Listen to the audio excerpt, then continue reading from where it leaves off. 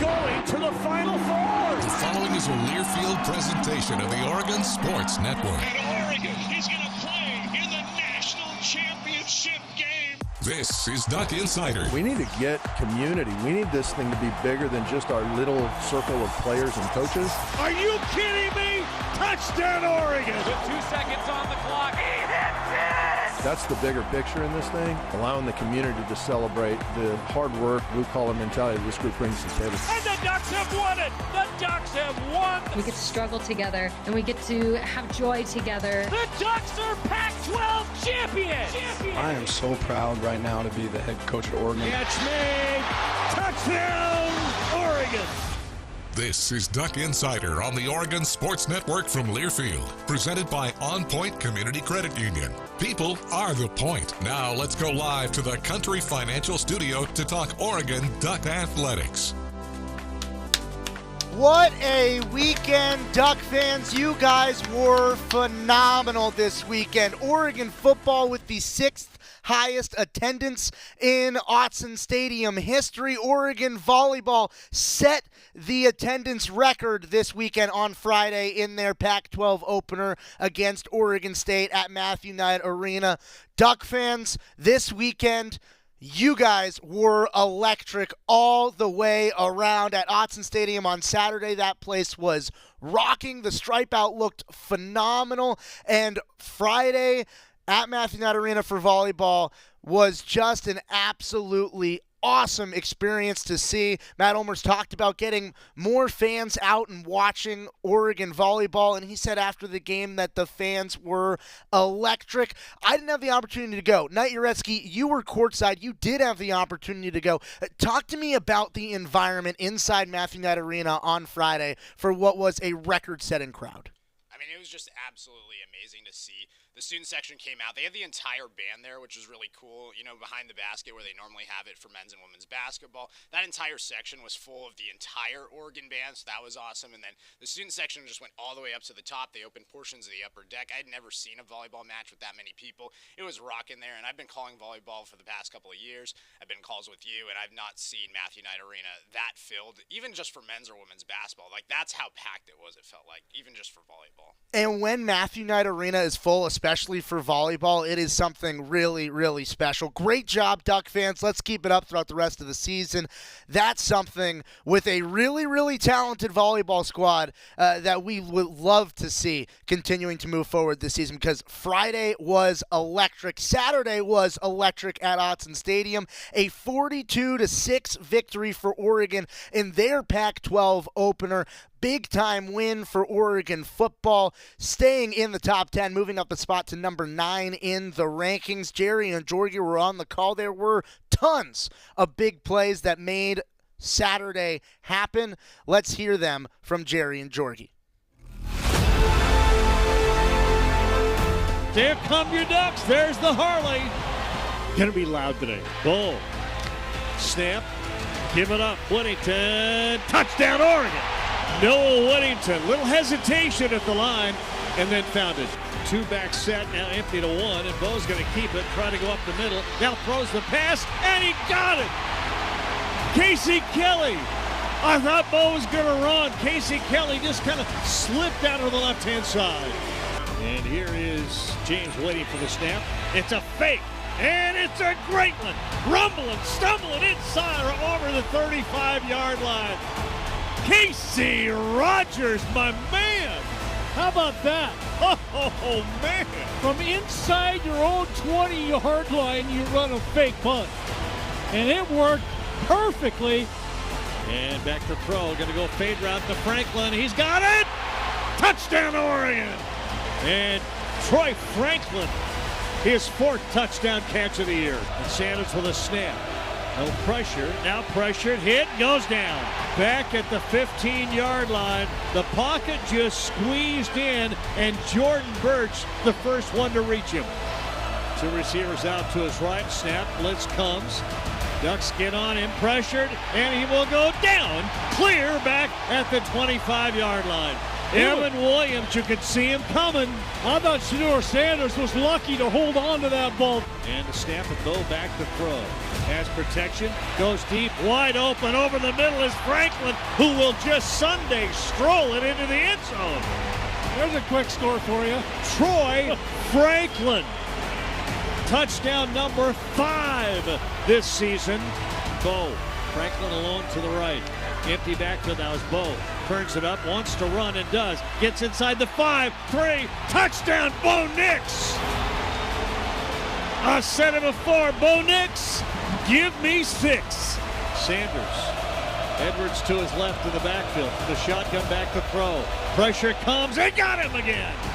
And the first one there, Evan Williams. But there was help coming. Final, Oregon 42, Colorado 6.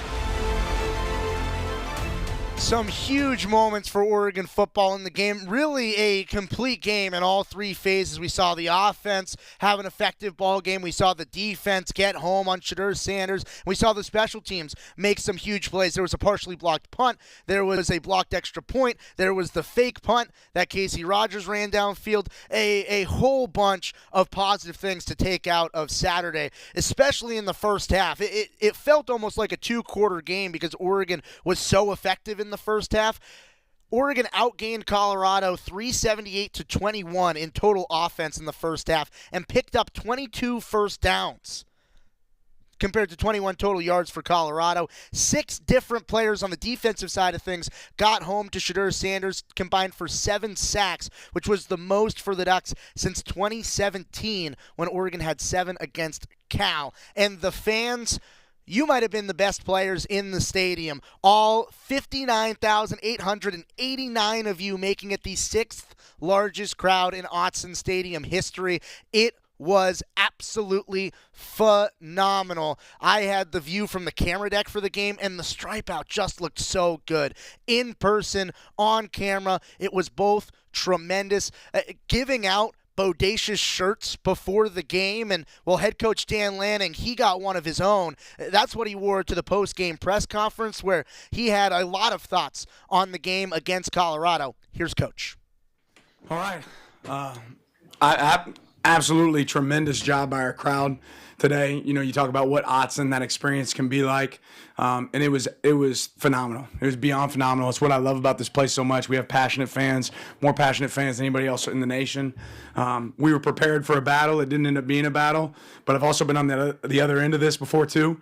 And I think that team's heading in the right direction. I think Coach is doing a phenomenal job. Obviously, he's brought great enthusiasm and response from his players, and I know that they'll bounce back from this game moving forward. On the same note, I get a little passionate at times, right? I get a little excited about what I want to accomplish for our team, and I just want to say, I need to humble myself a little bit. This is one game, right? And I'm not satisfied. So I just told our players, we're about to go play great quarterbacks. We're about to go play great teams moving forward, and it's about how good we can become, right? It's not really about who we play, and it's about Oregon versus Oregon every week.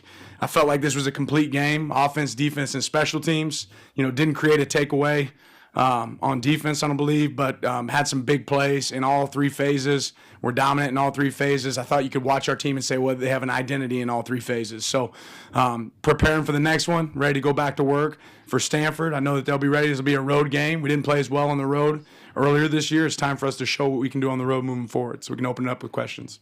Your pregame speech became pretty popular after it got aired on the telecast. How long have you been sitting on that one? And in general, how do you think your players did handling the outside noise and the distractions? I thought they handled it well. I thought they handled the focus well. We do a pregame speech every week. I guess there was a camera in there this time, right? So doesn't really change our approach. And we'll always have a message for our team. Sometimes it's to get them fired up. Sometimes we don't necessarily need the brimstone, right? But, our guys, there is no speech that wins games. Players win games, right? Our players went out there and they won the game, right? Our players went out there and executed. Our players went out there and decided to make a decision to have poised, right? Be focused, right? Play with their pads and not with anything else. And that's what I'm proud of, right? Making that decision. It's an us decision, right? It's not a me decision. Talk a lot about playing up to a certain standard, the defense in particular. You said complete game, but how close are they to living up to the standard today? And I guess what stands out that makes it that close?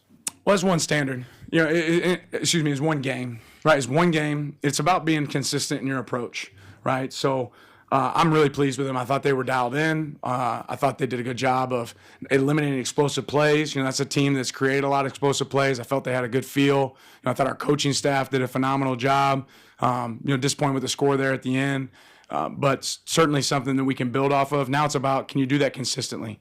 Can you be consistent in your approach? I think we learned a little bit about ourselves that, patience, there's value in patience, right? We were able to apply pressure. We were able to be disruptive to the quarterback, but it wasn't like we were out there blitzing 7 every down, right? And knowing when to pitch, right? Having some patience, having some consistency, recognizing, formations and having a feel for the game. I thought our Tosh did a phenomenal job. I thought our coaches did a phenomenal job, and our players did a phenomenal job of adjusting. So have to carry that over to each week. Dan, when the message was substance and not flash, what does it feel like that you won the way that you did, and with so much attention that's been generated by them, and you having to answer a lot of things about them? What does it mean to you personally as a coach and for your program to be the first to hand them a loss? Yeah, I'm not hung up on that. If you're really about substance, what you're really hung up on is what's next, right? And what's next for our players. I'm glad that we got to put Oregon in the light that Oregon deserves to be in. But it's really not about anything else other than our team, right? And getting our team ready to go play. And now we got to go get ready for the next one, right? We don't need to be the team that's reading the newspaper articles, right? We don't need to be the team that's following Twitter, because we didn't follow it this week. So we're certainly not going to look at it next week, right? We have to, again, humble ourselves, including myself, including our staff, and focus on what's next. Coach, 6 different players added up to the 7 sack total. Jordan Birch leading the way. What did you see from the pass rush unit today, and how were they able to affect Shedeur so well? Well, they haven't been a team really that's ran the ball. And so I think we knew that there were going to be pass rush opportunities. And like I said, it really speaks to the patience of when we do execute a game, let's, go attack. Let's go be on the move. And I thought our guys did a good job of that. When they don't have great balance, it allows you to be more disruptive in the pass rush game. It allows you to build your games, on the front more so for passing game than run game, right? And, I thought our guys did a good job of executing that. No doubt a lot of eyeballs on this one. What impression do you think that Bo might have made on everybody who was watching? We got the best quarterback in the nation, right? I know that. I can see that. It's like, again, you see all the plays that he throws and all the plays he makes with his feet, but you guys don't see all the checks that he makes. You don't see what he does for this team. You don't see his leadership. He sent a text this morning to me that was like impactful for me. That guy shapes me, right? That guy makes me a better person, and we got that guy on our team, so we're so blessed to have him. I feel like your team's being a little disrespected or not talked enough about just how good you guys are coming into this week? I don't care how much anybody talks about us, but if we can ever find fuel for the fire, we'll certainly use it. All offseason, the defense talked about wanting to, set the tone and go out there and be feared as a whole. What do you feel like that statement was made, or what do you feel like the statement that they made today in their performance? Yeah, one game, right? And again, for me, it's about consistent approach. All right, can you do that on the road now? Right? Can you remove self-inflicted wounds? I think it creates belief when you have a game like that. But again, I know what we're about to play. I mean, we're going to have some of the best offenses in this conference as we move forward, and you certainly can't be satisfied with that result. Can you talk a little bit about what some of the new guys on defense have done for you, like Jordan Birch, Evan Williams, and Kyrie Jackson? Yeah, I think you look at our track record, when we bring a guy in, they normally can help us, right? And all those guys have enhanced us. Just as much as they are good players on the field, they're good people. They fit our culture. They work tremendously hard. They don't really care necessarily what their rep count is, but when they get an opportunity, they take advantage of it. And I think all those guys have been tremendous for us and will continue to be. More specifically on Kyrie Jackson, he's strung together a couple of really nice games here. He was someone earlier in the season that you highlighted as making a few panic mistakes in coverage. How do you think you've seen him grow over the past couple weeks? Yeah, he has grown. And Kyrie has the ability to be an elite corner, right? Not just here, but at the next level. But what I'm glad is I can coach Kyrie. I can tell him, hey, this is what you got to improve, and he owns it, and he accepts it. There are definitely opportunities for growth for him moving forward, and the more he shapes his game and continues to grow, he can be really special. You mentioned earlier that you think that this could be one of the top offenses in the nation. Just after today, seeing how the running backs did, how Troy did, in the first half especially, and just the fact that you're able to put Ty in at the end because that's, what the offense kind of earned was a chance for him to get a couple reps. Just how versatile do you think this offense is, and where do you kind of want to see him go from here? Well, I just think they took great steps today. I think our offensive coaches did an awesome job preparing for this one. Having great answers for out there in the field. You don't always know what you're going to get from a team, but they were prepared. and made some great adjustments on things that we thought had maybe hurt us in earlier weeks. We worked on some things that we wanted to go to the doctor on and get better at, and I thought those showed up in the game. So, again, it's about consistent growth. It's about the next step, but they did a good job today.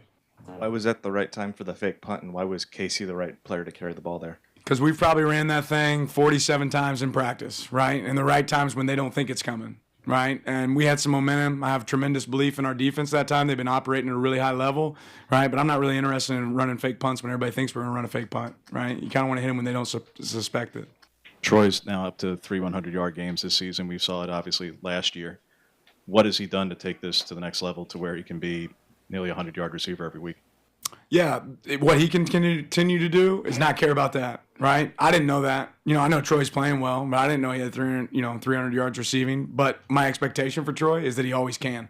If you ever want to decide to single cover him, right, he's a guy that can absolutely take advantage of it. He's just done a good job with yards after catch. I challenge him to continue to protect the ball, keep playing with great emotion, but within his teammates. Troy is special, man. He's a really phenomenal kid. He's hungry. I've seen big strides from him and his preparation, his desire to be elite, but certainly not done yet. Running backs performed pretty well, ran over some guys, broke a lot of tackles. Just what do you think of those guys' performance, and just how much of a momentum builder is it to see a guy like Bucky break out of so many tackles on some long runs? That dude's tough, man. That group is tough. Their coach is tough. Right? I think that shows up in the way they play, and a very selfless group, right, that I'm really, really proud of. Penalties, once again, were a little bit of an issue today. You said last week that you're not going to continue to coach something in a certain way if you know it's not working. How are you going to go back to the drawing board and kind of fix that this week? It's a little bit about what the penalties were. There were a couple that I need to go back and watch the film on first before I have,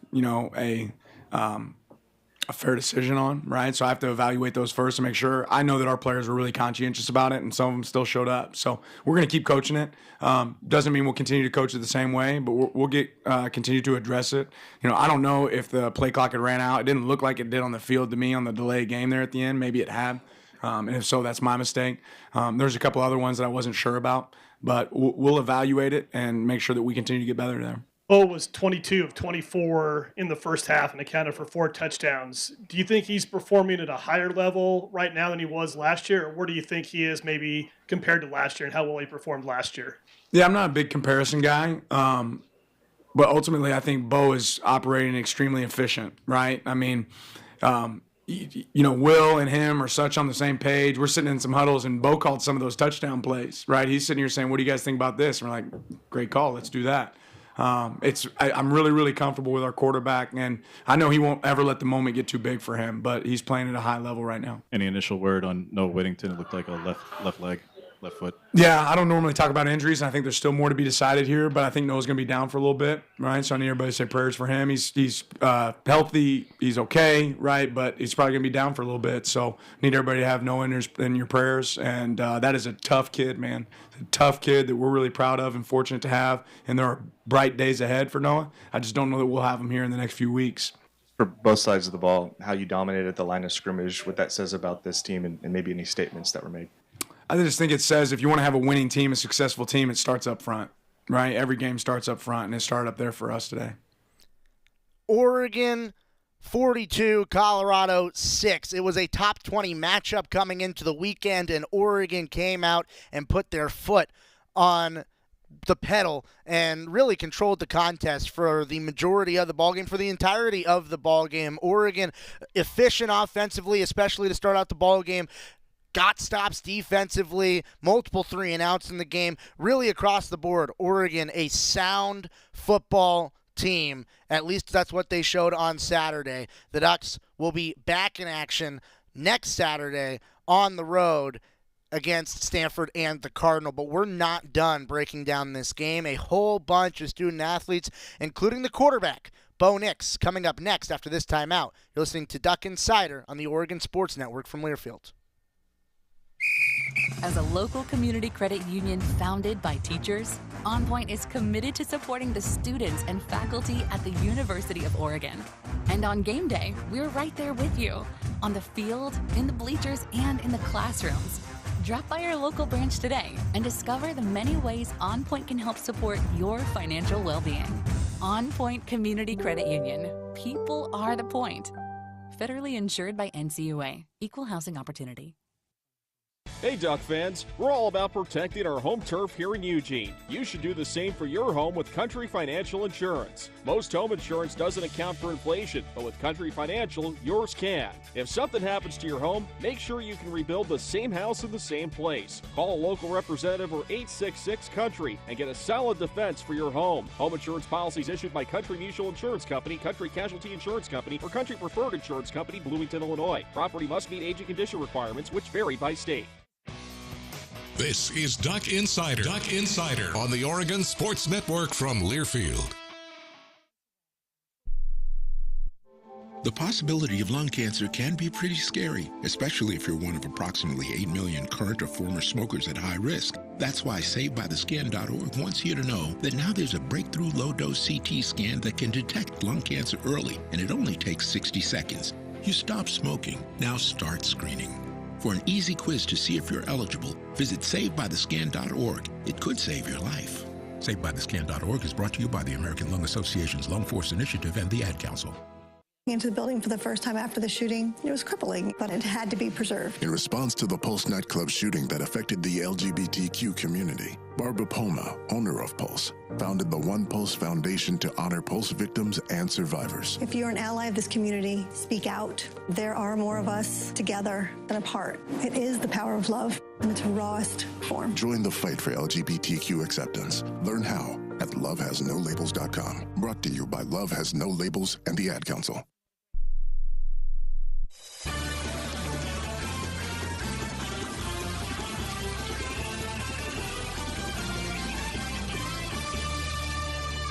Ryan Milano back inside the Country Financial Studios on Duck Insider, presented by OnPoint Community Credit Union. People are the point. A big-time performance for the Oregon offense against Colorado this weekend. In the first half, Oregon outgained the Buffaloes in terms of what Colorado got. Oregon had more first downs in terms of what Colorado had in terms of total yards in the first half. It was 22 compared to 21. It was a dominant performance for Oregon's offense, dominant performance for Oregon's defense. The offense clicking on all cylinders. Bo Nix hasn't played in the fourth quarter at Autzen Stadium yet this season. The next opportunity for him to do that is going to be in Week 7 against Washington State. Yeah, it's going to be actually Week 8 against Washington State. Game 7 against Washington State. I'm not sure any other quarterback in the country can say that. It's pretty good stuff, and he's had some help up front from the offensive line. In fact, Jackson Powers-Johnson named the Pac-12 Offensive Lineman of the Week this week. JPJ up front has been doing a really strong job. Last week, he got out in front blocking for Bo Nix, and this week, well, he made sure Bo Nix wasn't touched very often.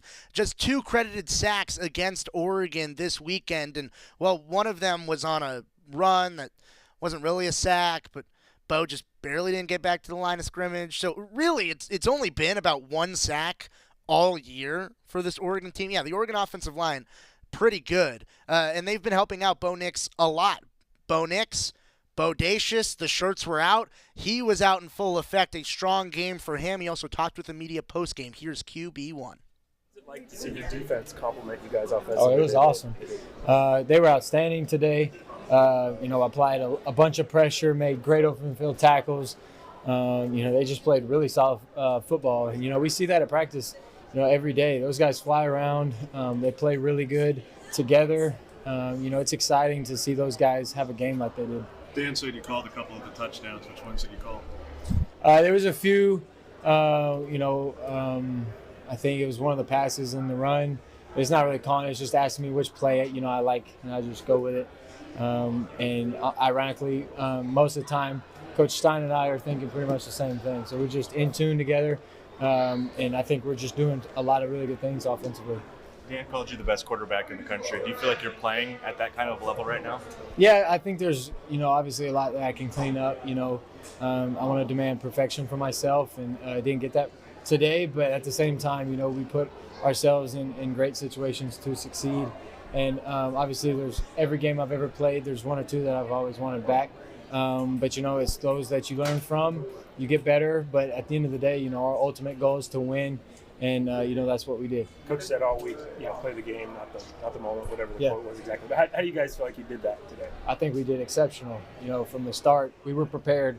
We knew the moment was going to be really big. We knew the occasion was going to be really big, but we just wanted to go out there and play ourselves. We felt like we had still yet to play a complete game as a team, and we're going to continue to still work that way. So many people watching this game, a lot of attention on this game. What does this win say about just your guys' team this season? I think we got a really good ball club. I think we're going to continue to work to get better and clean up some deficiencies we have. But, I think just with momentum and with confidence, this was a huge game for us.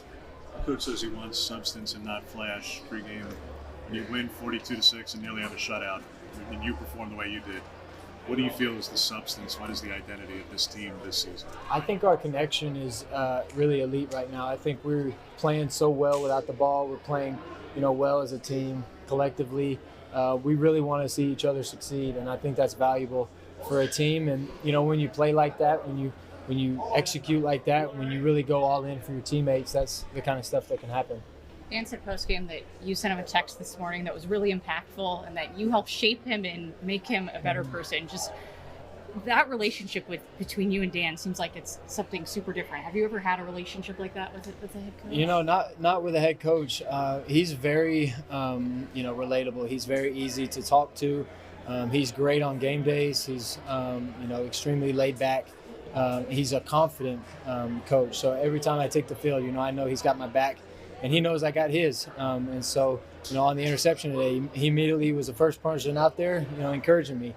And, that's just the difference in games. And that can be the difference in, ultimate success down the road. But, we have a group message with, a lot of us, and he's in it. And so, that's one of the things that, I challenged kind of those guys that were in there. And, it was all about, going in, you don't have to really play for anything but the guys next to you. What does it mean to you that you make him a better person? Oh, it means the world. Every day I want to go out there and make people around me better. And Coach Lanning makes me better. He pushes me at practice. He's an extremely tough coach on me. He makes me really be perfect, and he challenges me in ways, that are important for a quarterback, especially my development, my growth, but at the same time with my experience. He treats me, as well, I think, as any quarterback and head coach could work out. You guys all preach consistency. Troy's had 300-yard games, nearly had all 4 this season. When every defense knows they have to try and take him away from you, how are you able to get it to him? What is he doing to be that consistent? Well, good luck, because then you got to cover all the other guys on the field. And that's no simple task either. And I think defensive coordinators know that. I think when you surround guys like Troy and Bucky and T. Ferg and Tez with each other, when you put those guys on the field and then Trayshawn and Gary coming in making plays, it's hard as a defense. And, our O-line is doing a tremendous job of just making it easy for me. We're all on the same level. We're all on the same wavelength. And, we just really understand our game plans right now. We're doing a good job with those. ESPN talked about the relationship with you and Charles Kelly and literally going back to birth. Yeah. So what does it mean that this is probably the last time you're going to play, and for you guys, for your family, that this is yeah, he was one of the ones that was there at the hospital when I was born. So ironically enough, never would have thought I'd be at Oregon and he'd be at Colorado and we'd be playing against each other. So, that's another God moment. But, he just ordains our steps, and, he puts us in situations all the time to where, life comes full circle. And, I'm thankful to know Coach Kelly. He's taught me a lot. He recruited me out of high school. He's been a family friend for a long time. He's an extremely, good coach. He's just an awesome DC.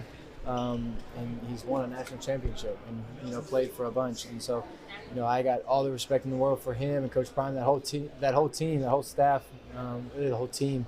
That's a good football team we played. And, I just think we really executed. Boston described the consistency from offense and defense as cooking with gas. Do you feel like you behind center was cooking with gas today? Yeah, I do, and it was a lot because our defense was cooking too.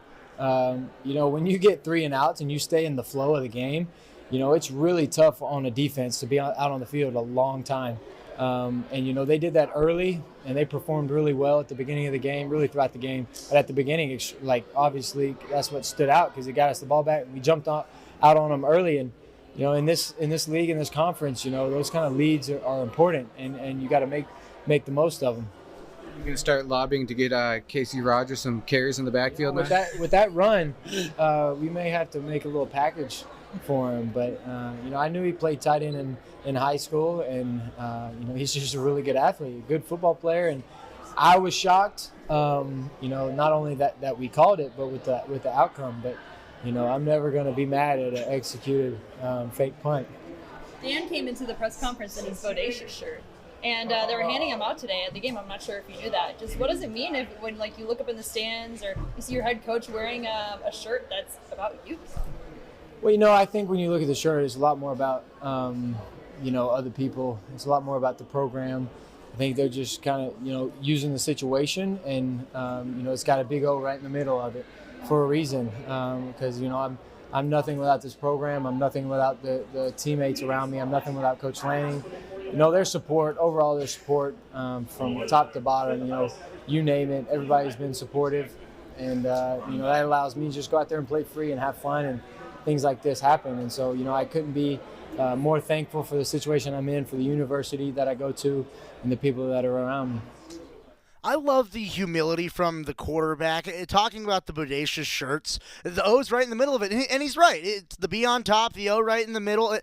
That's the type of thing you want to hear from your quarterback. And whenever we talk to Bo Nix, it's about his teammates. It's never about him. Well, I want to make it about Bo Nix right now because he had a phenomenal game against Colorado this weekend. 28 for 33, only had 5 incompletions in the ball game, threw for 276 yards through the air, 3 touchdown passes, 4 total touchdowns because he got one with his legs. He did throw his first interception of the season, but it's week 4. Turned the ball over for the first time all year. 85% on his passes. That was his completion percentage. He was at the top of the country with 72% last year, and he has rattled off a lot of games in a row where he has had a total of higher than 72% in completion percentage. Bo Nix was one of the most efficient quarterbacks in the country last year, and he has taken it up another level this season. The QB1 for Oregon has been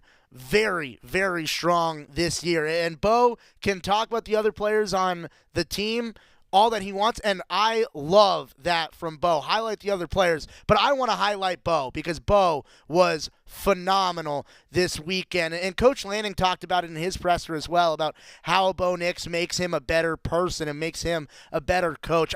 That relationship between coach and player, that is so valuable. That is so important. And I think that there's just so much intangibles behind the scenes that Bo Nix brings to the program. I'm glad that Coach Lanning gave us a little bit of insight into that. I'm glad that Bo Nix gave us a little bit of insight into that. We're still going to be breaking down the 42-6 win for Oregon over Colorado, but we also are going to talk about some other Ducks that were in action this week. Oregon soccer went down to the desert in their Pac-12 opener. We'll talk about that with head coach Graeme Abel when we come back on Duck Insider. We're going to take a quick time out, and then we'll be back on Duck Insider on the Oregon Sports Network from Learfield. Dear roads, trails, and rivers. Ready for some SUV action? Drive family adventures with the Highlander. Make a splash with the RAV4. Or haul fun with the Sequoia. Check them at Toyota.com. Toyota, let's go places. As a local community credit union founded by teachers, OnPoint is committed to supporting the students and faculty at the University of Oregon. And on game day, we're right there with you, on the field, in the bleachers, and in the classrooms.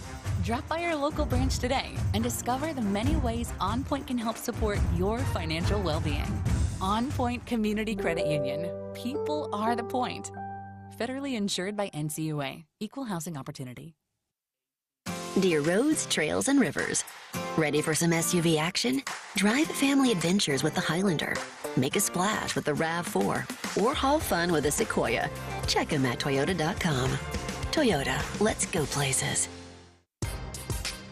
Your daily dose of Oregon athletics. This is Duck Insider from Learfield. The impact of a meal goes well beyond feeding our bodies, because feeling full can sound like this. How did the interview go? I did it! I got the job! I can't believe it! And like this. Mom, I got first place at the science fair with my volcano project. That's amazing, sweetie. Congratulations. Because when people are fed, futures are nourished, and everyone deserves to live a full life. Join the movement to end hunger at feedingamerica.org/act now. Brought to you by Feeding America and the Ad Council. Hi, I'm Smokey Bear, and I made an assistant to help you out, because only you can prevent wildfires. Hey, Assistant Smokey Bear. Call me Papa Bear, because I'm grilling up dinner. Do you get it? Yes, good job. So, what should I do with all these coals? Don't just toss them out. Put them in a metal container because those embers can start a wildfire. I understand. The stakes are high. Ha, ha, ha, ha. Learn more at SmokeyBear.com. Brought to you by the U.S. Forest Service, your state forester, and the Ad Council.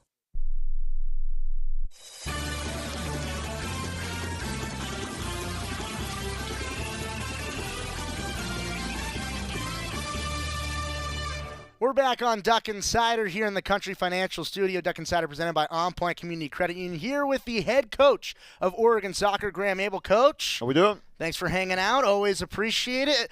Before the show, we were just talking about it. A member of the British media, is that what I heard? Tell me about that a little bit from you.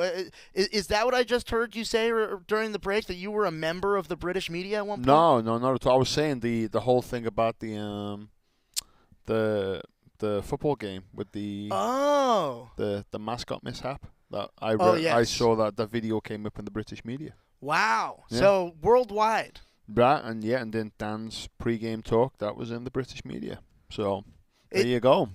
So how much have you kind of seen from the football game? Because that was something that kind of took over the national media this week. Yeah. You've been focused on your opponents. You've been focused on the pitch. But what have you kind of seen? Because it's been a bunch of different sort of media outlets. So from your side of things, where you have the Oregon media, but you also have the soccer media, has there been an overlap? Like you caught some of that a little bit. Oh, the football game this weekend? Yeah. A little bit on the way home. Like the kids were watching it on the plane and stuff like that. So I think we landed, I think it was the third quarter or something like that when we landed. So our kids were watching it on the plane. Tell me about your group kind of off the pitch, outside of soccer. What is it, the things that you do? You talked about playing games. We found out what the game was, by the way. Among Us is the game. Oh, there you go. Yeah. We talked about it a few weeks ago. So what is it that the team does to sort of stay together? If you guys are on a road trip, you're traveling back, is there plane activities you do together? Is there activities in the hotel? How do you guys build that connection? Let me see. I mean, we do a lot of meals together. Do a lot of that piece. We throw some family time in there. Now school's in session. There'll obviously be some study time in there as well. I mean, but when you look at with travel and stuff, that chunks a lot of it up, especially when you travel post the next day after the game. So you lose kind of that Friday typically for travel, especially going in between places. And then by the time you get there on a Saturday, you do film. You've got practice in there. They've got family time in there, and then you got a game plan there. So there really isn't a whole lot of time. I mean, they like to sleep. I mean, that's a big piece. I mean, with soccer, it's when them chewing up so much distance in a game that a lot of it's recovery as well. So. I know they hammer the Netflix and the Amazon piece, so I'm sure they're hammering that piece. And then they've definitely, when we went to Arkansas and Missouri State, they had that game going, that Among Us game. So yeah, they're an active bunch when it comes to the media piece. How do you deal with that when you do have to travel that much? How do you deal with keeping the mental health of the student-athlete at the forefront and making sure that the players are okay with the traveling and dealing with that not only as an athlete but also as a student-athlete now that classes are starting to start up? What type of approach are you taking to the student-athlete with their academics as well? The way we schedule, we have practice in the morning when it comes for school, and that was just something I've always preferred to do here. It gives our kids the chance to somewhat separate the student and the athlete piece, where once they're done with practice here about 11:30, then they don't have to come back over when they're done. They can go be the student of that piece. When we're on the road, it's just making sure that they've got the study time when needed. It's we don't overwhelm them in terms of meetings and things like that. when they're in when they can see family, we make sure there's family time built in as well, appropriate family time. Typically if we play on a Thursday and we've travelled on the Friday, typically they'll go to family. A lot of them will go to dinner with their family on the Friday as well, so they can hang out with the family a little bit longer. So it's and then with the mental health side, it's using the resources that they need and that we have here, and Lindsay, our academic advisor, making sure she helps them with the time management piece to make sure that the planning is correct there, and that's always, I think, the toughest piece, especially for these first time college students in the with the time management piece. So making sure that piece is locked in is important. And I'm glad you mentioned the first-time college students, because your team does have a lot of freshmen on it that are going through school the first time. Is there any specific player that has gone through it before that's stepping up as a leader to sort of say, this is what you're going to expect, or is it someone from the coaching staff? Do you have that piece to sort of help these underclassmen and freshmen that might be going through academics for the first time, help them balance soccer as well as their academics? Yeah, we tried to be proactive when our kids, kind of in the build-up to them arriving in Eugene, which was going back into April now. We had all of our kids. We had them rotate through kind of a schedule of calling all the incoming kids just to make sure, answer questions, give them a cheat sheet on what they needed, how they were going to handle different things, and try to build that relationship early, but also give them some tips and some little tidbits here and there that allow them to make the transition as easy as possible. You caught a little bit of the football game on Saturday. You Yep. caught the back end of it. Volleyball was going on at the same time as your game on Friday. But both of those, the Pac-12 home openers, attendance record for volleyball, big-time stripeout, sixth highest attendance record for football.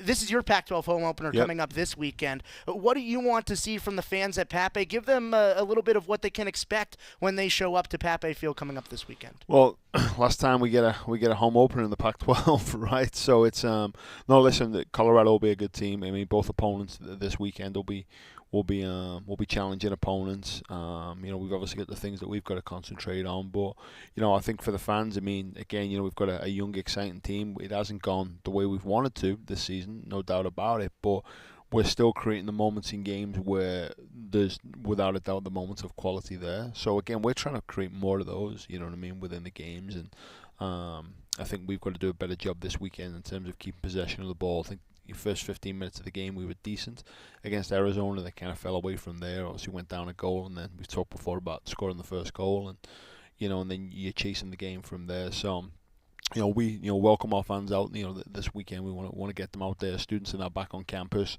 The last time we did it, I think we played in Washington, and we had, I think, over 1,000 people at the game.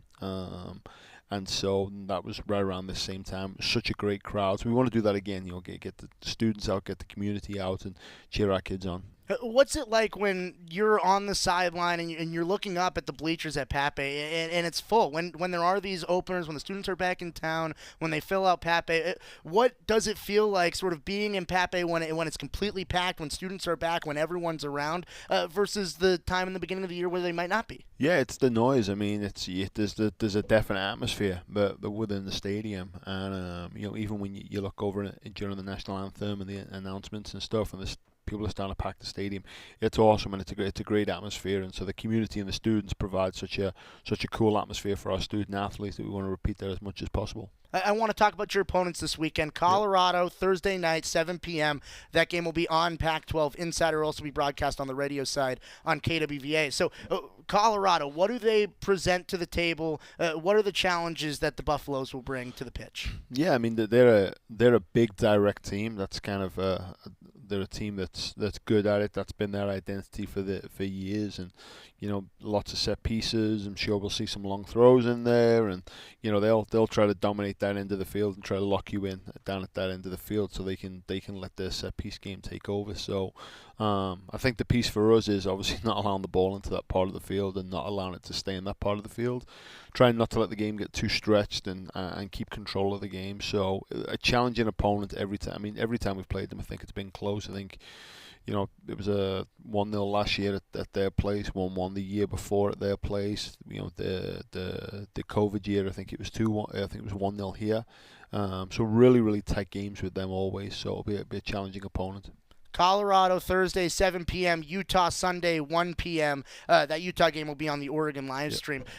Keys to success for your team across the entire weekend? Well, they're two completely different teams in terms of how they play, in terms of their identity. One's a real direct team, the other one's more of a possession-based team. So it's making sure we get both game plans right from a coaching staff standpoint, and then making sure we translate that over to our student athletes. And like I said, two completely different opponents, so completely two different ways to set up versus them from a defending standpoint. But I do think on the attacking side of things, it's gaining possession of the ball and trying to drive up that percentage of possession that we have in the game, just so we can keep a handle on the game and keep control of it. 2 home games this weekend, the Pac-12 home opener. Coach, anything else that fans should know before we let you out of here? No, come and hang out. We, like I said, we welcome everyone over to Pape. Well, Coach, we appreciate you hanging out. Appreciate you joining Appreciate us. it. This weekend, Thursday against Colorado, 7 p.m., Sunday, 1 p.m. against Utah at Pape Field. Graeme Abel and the Oregon soccer team will be there. We've got to take a quick time out here on Duck Insider. We'll be right back on the Oregon Sports Network from Learfield. Dear roads, trails, and rivers. Ready for some SUV action? Drive family adventures with the Highlander. Make a splash with the RAV4 or haul fun with a Sequoia. Check them at Toyota.com. Toyota, let's go places. Hey Duck fans, we're all about protecting our home turf here in Eugene. You should do the same for your home with Country Financial Insurance. Most home insurance doesn't account for inflation, but with Country Financial, yours can. If something happens to your home, make sure you can rebuild the same house in the same place. Call a local representative or 866-COUNTRY and get a solid defense for your home. Home insurance policies issued by Country Mutual Insurance Company, Country Casualty Insurance Company, or Country Preferred Insurance Company, Bloomington, Illinois. Property must meet age and condition requirements, which vary by state. Dear roads, trails, and rivers. Ready for some SUV action? Drive family adventures with the Highlander. Make a splash with the RAV4 or haul fun with a Sequoia. Check them at Toyota.com. Toyota, let's go places. Duck Insider continues after this timeout on the Oregon Sports Network from Learfield. Adopt US Kids presents What to Expect When You're Expecting a Teenager. Learning the lingo. GOAT, G-O-A-T, acronym, stands for Greatest of All Time. As in, spaghetti sandwiches for dinner? They're my fave. Dad, you're the GOAT. You don't have to speak teen to be a perfect parent. Thousands of teens in foster care would love you just the same. Visit adoptuskids.org. Brought to you by the U.S. Department of Health and Human Services, Adopt U.S. Kids, and the Ad Council. What is dedication? My biggest fear in the middle of my addiction was that my kids wouldn't have a father. And I started thinking, you know what? This isn't my story. I definitely had to become a better man to be a better father. It's important to me that my kids are empowered and truly believe that if they can think it, they can do it. That's dedication. Visit fatherhood.gov to hear more. Brought to you by the U.S. Department of Health and Human Services and the Ad Council.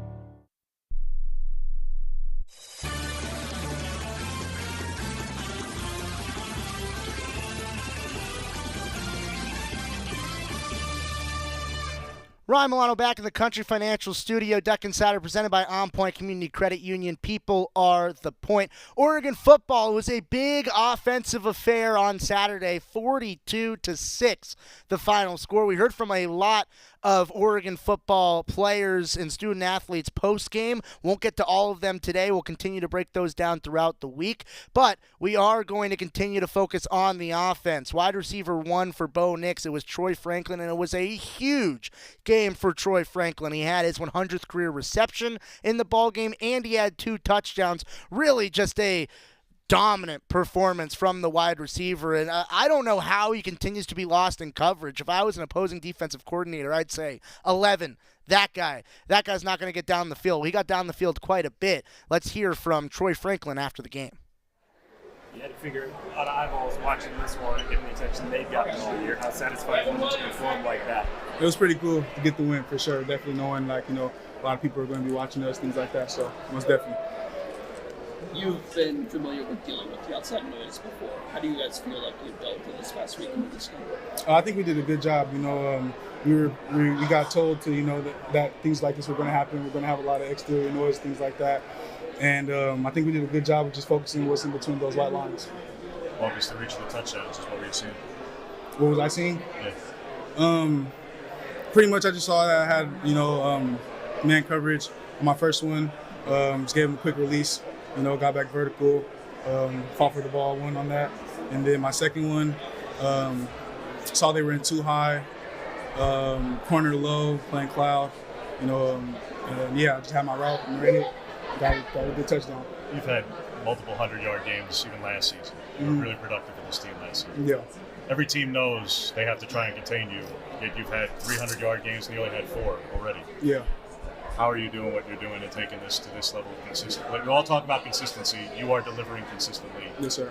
How are you doing? I think it's just, attention to detail, obviously practice, being consistent in practice, doing the things in practice, and obviously having like that motor to, keep going, things like that. And obviously just, being a good football player, things like that. So, yeah. So much attention on this game and the way you guys played and won. What does it say about your team and your program and the potential you guys have?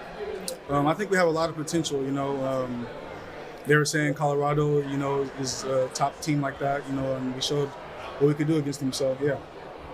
When you guys play every touchdown that you had today, or every great catch, that you were pretty pumped up. Just what excited you the most, or gave you motivation this week? I think kind of just pregame. I didn't really understand why they were on our half of the field, things like that. But they just weren't kind of respectful. So that's kind of why I was so turned up. But yeah. Do you feel like this is the sort of impact that you guys can have when everything seems to be going the running game? Obviously, just open up that passing game for you guys. Oh yeah, most definitely. Yeah, when the run's going good, that definitely opens up everything. So yeah, for sure. What's the story behind the drip? The story behind the drip? Yeah. Oh, the BBT. That's just where I'm from. It stands for Village Boy Troy. So yeah, that's where I'm from. Talk about consistency. Another great performance from Bo. What are your thoughts on what he was able to do out there? Man, he just always does his thing. Bodacious for sure. So that's my guy. The offense and defense are playing so well at the same time. Just how much do you guys feed off each other? A lot, yeah. A lot for sure. When they get that turnover, we're ready to go. So and I think that just gives us a better, even more of a boost to go out there and get points up on the board, things like that. Same for them when we score a touchdown. For them to get a stop. So yeah.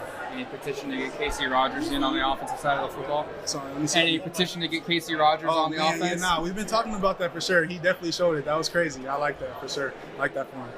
Yeah, How important is the fast starts for you guys to go down the field and score on those open possessions? Sorry, let me get that first part one time. How important is getting off to fast starts, scoring on those? Yeah.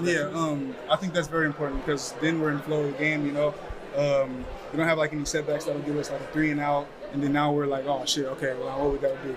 But if we're in flow, then we're smooth, ready to go. So yeah. Quick thoughts going home next weekend? In the Bay? Yeah, I'm happy. I'm gonna have a lot of family there, things like that, and we're gonna be glad to feel that Bay breeze again. So yeah, it's gonna be good. Yes, sir. How important is it, or how quickly do you guys flush this win? Big win. A lot of people were talking about it. I really think instantly. But, obviously we're going to enjoy it a little bit, things like that. But definitely by tomorrow, we're back focused on Stanford. Sure. Big game for Troy Franklin. 8 receptions, another 100-yard game receiving at 126 in the ballgame against Colorado, and 2 touchdowns. Big day for Troy Franklin. The Ducks, they'll be back in action on next Saturday against Stanford. That kick will be at 3:30. We're going to take a timeout. We'll be back. We're closing out the show on Duck Insider on the Oregon Sports Network from Learfield. As a local community credit union founded by teachers, OnPoint is committed to supporting the students and faculty at the University of Oregon. And on game day, we're right there with you, on the field, in the bleachers, and in the classrooms. Drop by our local branch today and discover the many ways OnPoint can help support your financial well-being. OnPoint Community Credit Union. People are the point. Federally insured by NCUA. Equal housing opportunity. At Shadow Hills Country Club, we're more than just an award-winning golf course and practice facility. Our events team offers all-inclusive event pricing that allows us to take care of all the details while you enjoy your event. Our indoor and outdoor venues offer you a wide variety of fully staffed options that put the focus on you. From weddings to business and social events, at Shadow Hills Country Club Events Center, you get the benefits of a resort atmosphere and amenities in a peaceful country setting, just minutes from downtown Eugene. Call for a tour today or visit shadowhillsevents.com. This is Duck Insider. Duck Insider on the Oregon Sports Network from Learfield.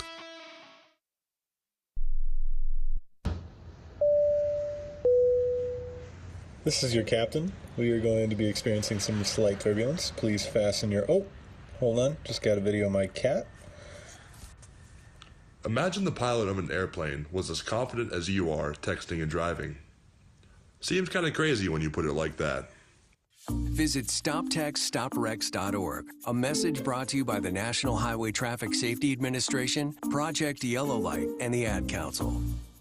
Into the building for the first time after the shooting. It was crippling, but it had to be preserved. In response to the Pulse nightclub shooting that affected the LGBTQ community, Barbara Poma, owner of Pulse, founded the One Pulse Foundation to honor Pulse victims and survivors. If you're an ally of this community, speak out. There are more of us together than apart. It is the power of love in its rawest form. Join the fight for LGBTQ acceptance. Learn how at lovehasnolabels.com. Brought to you by Love Has No Labels and the Ad Council.